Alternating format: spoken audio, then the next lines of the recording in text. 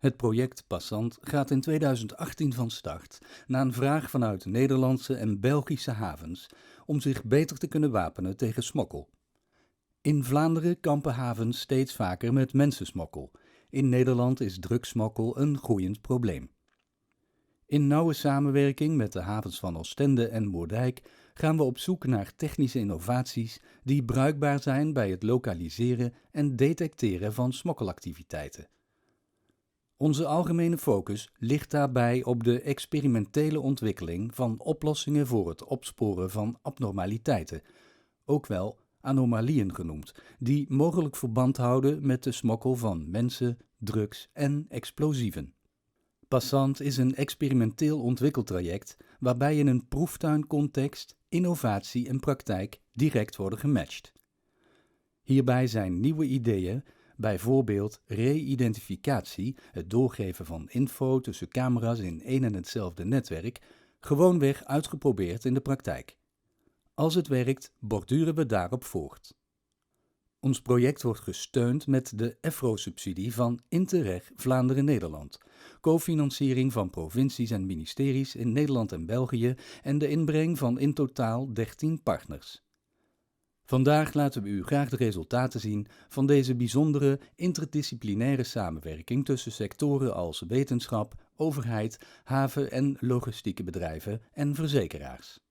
We ontwikkelden een intrusieveilig dekzeil voor vrachtwagens. Bij deze dekzeilen is insnijding vrijwel onmogelijk. Als dat toch wordt geprobeerd, zendt een inwendig vlechtwerk van ijzerdraad automatisch een signaal met GPS-locatie naar de meldkamer. Gaandeweg het Passant-project is het oorspronkelijke zeil dunner en lichter gemaakt, zodat het in het dagelijks gebruik voor de chauffeurs makkelijker te hanteren is. De dunnere variant is even ondoordringbaar. Daarnaast zijn sommige stukken doorzichtig gemaakt, zodat de chauffeur doorkijkjes heeft.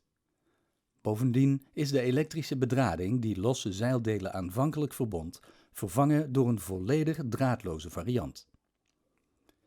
Momenteel wordt nog getest met een systeem om het zeil op de vrachtwagen onder en boven in een rail te laten lopen. Dat is voor de chauffeurs niet alleen handiger bij het openen van het zeil, maar biedt ook voordelen voor de elektronische contactpunten van het inwendige vlechtwerk. We ontwikkelden een weerbestendig, stevig en slim hekwerk waarin een oersterke constructie wordt gecombineerd met slimme sensoren. Zo heeft Passant de perimeterbeveiliging van terreinen een stuk effectiever gemaakt. Ons hekwerk is niet alleen moeilijk te doorbreken, maar ook in staat om pogingen tot sabotage of beklimming nauwgezet te detecteren. De sensoren in het hek geven direct de exacte locatie aan waar een verstoring plaatsvindt. Dat leidt tot een alarm in de meldkamer, waarna de operator gericht kan ingrijpen op de precieze plek van het onraad. Door gebruik van nieuwe computer vision technieken en algoritmes boekten we grote vorderingen in het herkennen en volgen van vreemde entiteiten. Daarbij gaat het zowel om mensen als voertuigen. We zijn nu in staat om voertuigen en personen tussen afzonderlijke camera's in een groter cameranetwerk op betrouwbare wijze te blijven volgen, ook wel re-identificatie genoemd. Haven Moerdijk beschikt inmiddels over een netwerk met in totaal 65 camera's. Zodra een persoon of voertuig in zicht komt van één camera, wordt die voorzien van een label en voortaan herkend op het volledige netwerk.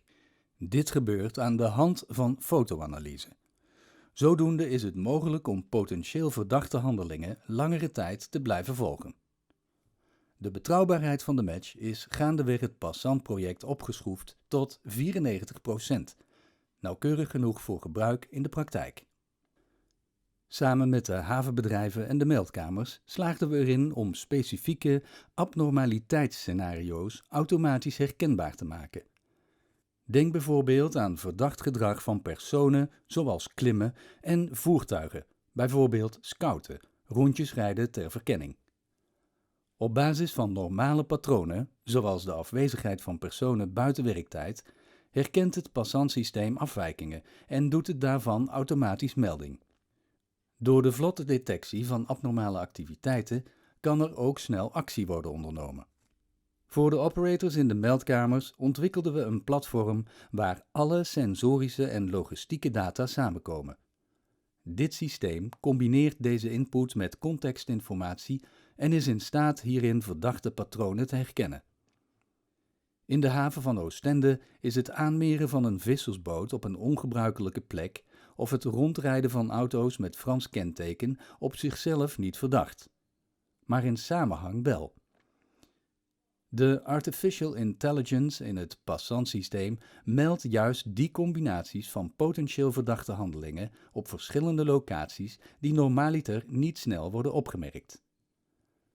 Dit platform is ontworpen in nauwe samenwerking met de operators in de meldkamers.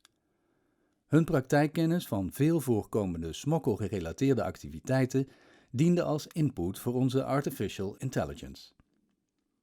We vroegen hen welke 25 handelingen een anomalie vormen, bijvoorbeeld klimmen en herhaaldelijk rondjes rijden. Op basis daarvan schreven we scenario's voor onze AI. Alle bovengenoemde innovaties worden geïntegreerd beschikbaar gesteld voor de meldkamers. Ons systeem is concreet afgestemd op praktijksituaties en bovendien gekoppeld aan historische en andere relevante data.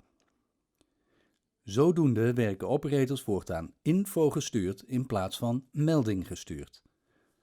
Hierdoor is de actiegerichtheid in de meldkamer sterk verbeterd. Een melding voor de alarmcentrale kan vrij algemeen zijn. Persoon bespringt hek. Het Passant-systeem kan daaraan relevante contextinfo linken. Bijvoorbeeld andere verdachte bewegingen in de directe omgeving, zoals onbekende voertuigen en eerdere verstoringen op dezelfde plek. Een en ander maakt een melding concreter en de daaropvolgende actie gerichter. Combinaties van meldingen leiden bovendien tot automatische triggers in het systeem.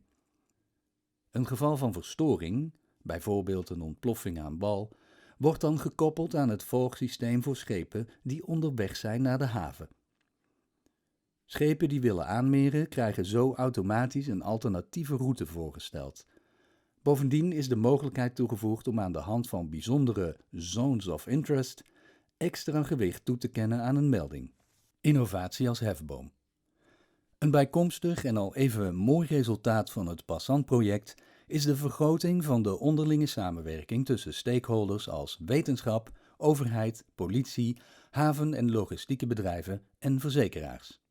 Het thema innovatie blijkt daarbij in de praktijk een prima smeermiddel, een dankbaar gespreksonderwerp dat nergens wringt en waar stakeholders in de sector vrijuit over doorpraten, zonder de hakken in het zand te zetten, open en niet gekleurd door eigenbelang of angst om gevoelige info te delen.